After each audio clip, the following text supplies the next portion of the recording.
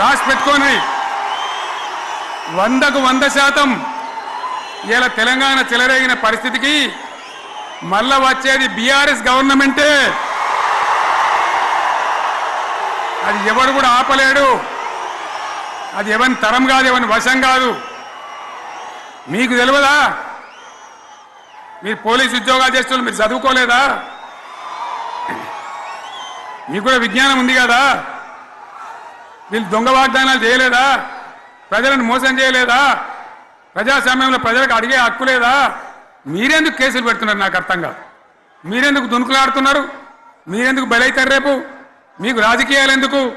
మీ duty మీరు చేయండి. మేము బీఆర్ఎస్ ఎప్పుడు శాసనాన్ని ఉల్లంఘించాం, చట్టాలను ఉల్లంఘించాం. అయినా నేను ఒక్క మాట మళ్ళీ చెప్తా ఉన్నా, మీకు ఆల్రెడీ చెప్తా ఉన్నారు పార్టీ నుంచి, ఎక్కడ ఎవరిని మీ మీద అన్యాయం కేసులు పెట్టినా మన టీఆర్ఎస్ లీగల్ సెల్ వీరులు ఉన్నారు. మీరు భయపడే అవసరం లేదు. న్యాయస్థానాలని అక్కడ పోరాటం చేద్దాం. మీకు అండగా కేసీఆర్ ఉంటాడు, బీఆర్ఎస్ ఉంటుంది, అందరం ఉంటాం. ఇక ఈడికెళ్ళి నేను కూడా ఊకోను. నేను బయలుదేరతా.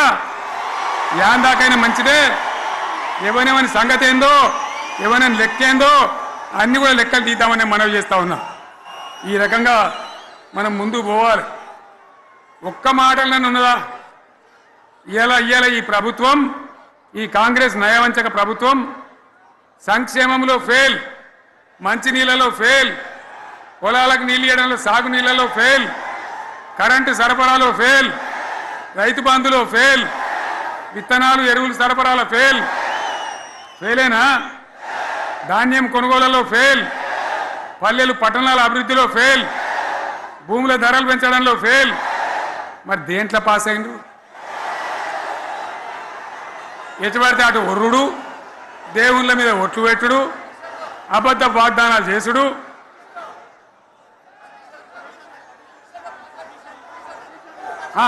కమిషన్ అట 20-30% కమిషన్లు తీసుకున్నాడు, సంచులు నింపుడు, సంచులు మోసుడు. అంతేనా? కరెక్టేనా ఈ మాట? అన్నా కరెక్టేనా? నేను చెప్పి అన్ని ఫెయిల్ అయిందా ఈ ప్రభుత్వం? నిజమైతే ఒకసారి చేతులు లేవటరు దయచేసి. స్టేజ్ మీద లేవటరా? ఫెయిలేనా? ఈ మాట 20%-30% కమిషన్లని నేను అంటలేను. ఎవరన్నారు? స్వయంగా ఆర్థిక మంత్రి ఛాంబర్కు పోయి 200 మంది కాంట్రాక్టర్లు వాళ్ళు లొల్లిపెట్టి మమ్మల్ని 20-30% కమిషన్ అడుగుతుండ్రు, ఇది ఏమన్యాయం అని చెప్పి సెక్రటేరియట్లో చెప్పిన మాట నేను చెప్తా ఉన్నా. ఈ విధంగా మాజీ సర్పంచులు పాపం వాళ్ళు పనిచేసిన మా బిల్లులు ఇవ్వమనంటే వాళ్ళ గోస ఉచ్చుకుంటా ఉన్నారు. వాళ్ళేం పాపం చేసిండ్రు? ఈ విధంగా ఘోరం. ఇంకా ఈ అందానికి ఏం మాట్లాడతారు? కేసీఆర్ నువ్వు రా అసెంబ్లీకి. నీ కాయగూరకుడు ముచ్చట్లు తింటానికా? పిల్లలు అడిగితేనే మీరు జవాబు చెప్తలేరు. ఉన్నట్టు నిలబెడితే ఆ ఆర్థిక మంత్రి అసెంబ్లీలో లేచి 20% కమిషన్ తీసుకుంటాను కేటీఆర్ మాట్లాడితే ఆయన లేచి భుజాలు తడుముకుంటాడు. నీకెందుకు బాధ? నువ్వు తీసుకుంటేనే నీకు బాధ ఉండాలి కదా. లేచి పేదలు ఒలి పెడతా ఉన్నాడు ఆయన అసెంబ్లీలో. ఈ విధంగా చాలా గందరగోళంగా, అవివేకంతో, అజ్ఞానంతో చాలా ఘోరం చేసి అడ్డమైన మాటలని చెప్పింది. దాంతో మనం కూడా గోల్మాలైపోయినాం. తీర్థం పోదాం తిమ్మక్క అంటే వాడు గుల్లే, మనం సల్లే. ఆ గతికి తెచ్చింది ఇలా ప్రజల గతి. మరి మనం కూడా, ప్రజలు కూడా ఆలోచన చేయాలి. ఆవేశం కాదు. గాడిదలకు గడ్డేసి బలరకు పాల్పడితే వస్తాయా? మరి ఇప్పుడు ఏం చేయాలో ఆలోచించాలి. ఓ తమ్ముడు అన్నాడు హైదరాబాద్లో, ఆయన ఇల్లు కూడా కొడితే, కేసీఆర్ అన్నా యాడున్నావు, నువ్వు రావాలి.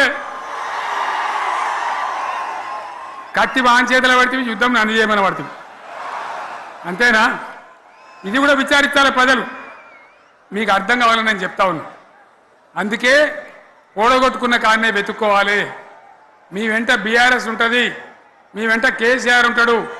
100% మళ్ళా తెలంగాణ విజయం సాధించాలి. గులాబీ జెండా ఎగిరేయాలి, అద్భుతమైన తెలంగాణను మళ్ళీ సాధించాలి.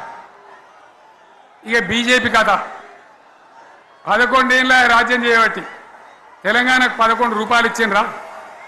వాటిదే బబ్రాజమానం భజగోవిందం, శుష్కప్రియాలు శూన్యాస్తాలు తప్ప ఏమి ఇయ్యలే.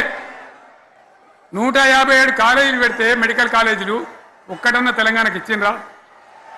ఒక ప్రాజెక్ట్ కన్నా జాతీయ హోదా ఇచ్చిండ్రా? ఇక కాంగ్రెస్ వాడు ఇట్లా అంటే బీజేపీ వాడు అట్లా, ఏది లేదు. ఇక ఉల్టా మనయే ఖమ్మంలో 7 మండలాలు గుంజుకున్నారు, సీలేరు ప్రాజెక్టు గుంజుకున్నారు. నరేంద్ర మోడీ మాట్లాడతాడు, ఏం మాట్లాడతాడు? తెలంగాణ వచ్చిందిరా అని తెలంగాణలో సంతోషపడితే తల్లిని చంపి బిడ్డను బతికిచ్చిండ్రు అంటాడు. ఎన్నోసార్లు అంటాడు, ఒక్కసారి కాదు. ఈ విధంగా అది కూడా మనం అనిపించేది కాదు. ఈ సందర్భంలో ఒక మాట బీజేపీ అంటే నాకు జ్ఞాపకం వచ్చింది. ఇవాళ కేంద్ర ప్రభుత్వం కగార్ అనే ఆపరేషన్ పేరు మీద ఛత్తీస్గఢ్లో యువకులను గిరిజనులను ఊచకోత పోతా ఉన్నారు. అది ధర్మం కాదు. వీళ్ళు ఏమవుతున్నది? నక్సలైట్లు ప్రతిపాదన పెడుతున్నారు, మేము ప్రభుత్వం దగ్గరకు వచ్చి చర్చలు చేయడానికి సిద్ధంగా ఉన్నాము అంటున్నారు. నేను కోరుతా ఉన్న కేంద్ర ప్రభుత్వాన్ని, బలమున్నది కదా అని చంపుకుంటా పోవుడు కాదు, అది ప్రజాస్వామ్యం కాదు. ఆపరేషన్ కగార్ వెంటనే ఆపేయండి. వాళ్ళని పిలిచి, ఆ నక్సలైట్లను పిలిచి డెమోక్రటిక్ స్పేస్ ఇచ్చి చర్చలు జరపండి. వాళ్ళు ఏం మాట్లాడతారో చూడండి. అది కూడా నల్లనా తెల్లనా దేశం ముందరికి రాని. కానీ అట్లా కాదు, మొత్తం ఏరి పారెత్తాం, కోసి పారెత్తాం, నరికి పారెత్తాం అంటే మిలిటరీ ఉన్నది మీ దగ్గర కొడతారు. కానీ ప్రజాస్వామ్యం అనిపించుకోదు. ఈ మాట ఢిల్లీకి ఉత్తరం పంపిద్దామా? పంపిద్దామా? మీరందరూ సపోర్ట్లు కొడితే తీర్మానంగా భావించి దాన్ని కేంద్రానికి పంపిద్దాం.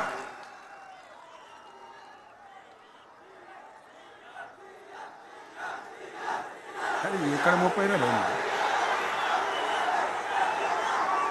ఈ సందర్భంలో ఈ రజతోత్సవ వేళ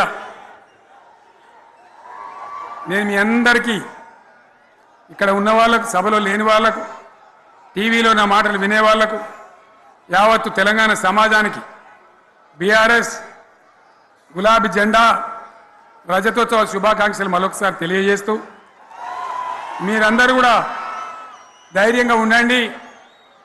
మళ్ళీ బీఆర్ఎస్ తెచ్చుకుందాం, బ్రహ్మాండమైన పరిపాలన అందించుకుందాం. వీళ్ళు జరగొచ్చేటివన్నీ మళ్ళీ మంచిగా చేసుకుందాం, బ్రహ్మాండంగా ముందుకు పోదాం, పురోగమించుదాం. ఒక అద్భుతమైన తెలంగాణ, ప్రతి వ్యక్తి ముఖంలో చిరునవ్వులు చిందించే తెలంగాణ తయారు చేసుకుందామని చెప్పి మీ అందరికీ మనవి చేస్తూ, ఇంత పెద్ద ఎత్తున ఈ సభకు గవర్నమెంట్ వచ్చిన ఏడాది నరలోనే మీరు కదిలి వచ్చిందంటే మీరు కూడా ఒక నిర్ణయానికి వచ్చినట్టు కనబడుతూనే ఉంది. ఓట్లు ఎప్పుడు వస్తాయని చూస్తాను. నేను ఇంకో మాట చెప్పాలి, ముఖ్యమైన మాట ఏంటంటే, వీళ్ళు అక్కడిక్కడ ఎందుకని మీరు లేచొచ్చిండ్రు ఫోటోల కోసమా?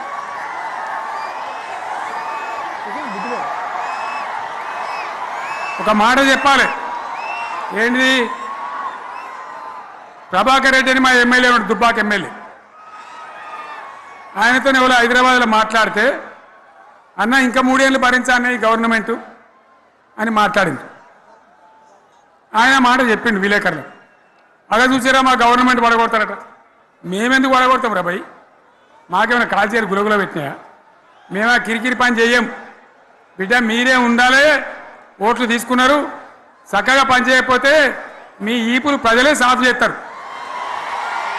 అంతే కదా? మేము పడగొట్టాం, మీ గవర్నమెంట్ పడగొట్టాం. ఎందుకంటే మీ సంగతి ఏందో మా సంగతి ఏందో ప్రజలకు పూర్తిగా అర్థం కావాలి.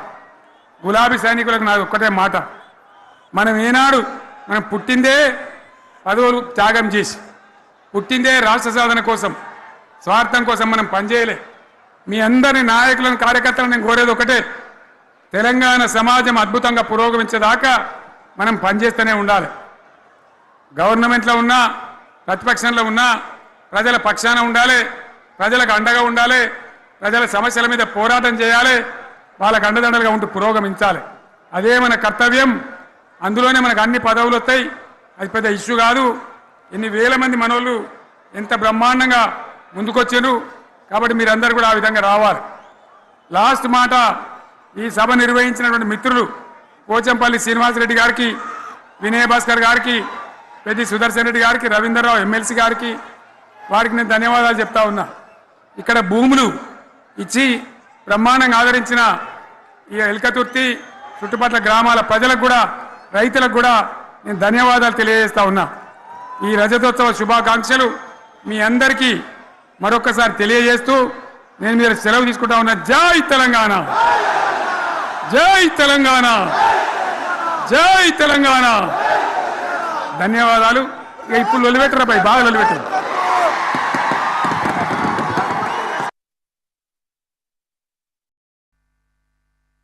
అది తెలంగాణ తల రాతను మార్చిన నవ